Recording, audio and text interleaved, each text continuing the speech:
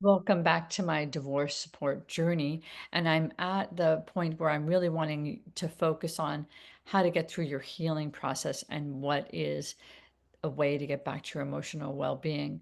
And firstly, it's looking for support outside yourself and outside your friend and family group, because being with people in a neutral way to talk about the things that are difficult are important, right? It's critical to be with neutral to positive people who are trying to find a way through something that's been very transformative and might also feel like it takes you a long time to get back on your feet.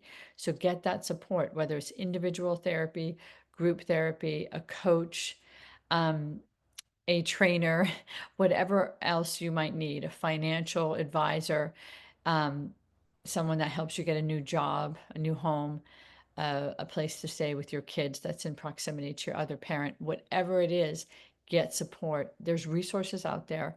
And I always remind people you can always key in, divorce counselor in my area, Psychology Today, um, different referrals that might be helpful to you. Remember, you'll have to identify what's the critical need in yourself, what are the priorities. And oftentimes people stop looking at their mental health when they're busy and life is a little bit more chaotic and there's a transition. And this is the most important time for you to focus on your mental health. Where are you getting support? How are you rebuilding yourself emotionally?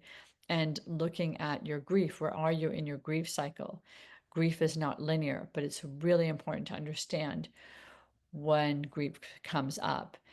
We talk about it in this way in my practice, where you can be at the bottom of the mountain or the top of the mountain. And sometimes when you're at the top, there's these big swings about being down and being up and being down and being up. So I always ask people to modulate that, to really look at when they get triggered and they go back down the mountain and are in their worst place, what brings them back up to feeling like they can do this and they can survive this and change their life and create a new life of their own. What are those hopeful thoughts? Keep holding on to them when you get triggered by grief, so that you end up sort of closer to the top of the mountain, and if you're at the bottom, that you understand the path to get there. So emotional support is utmost critical, especially during times of transition.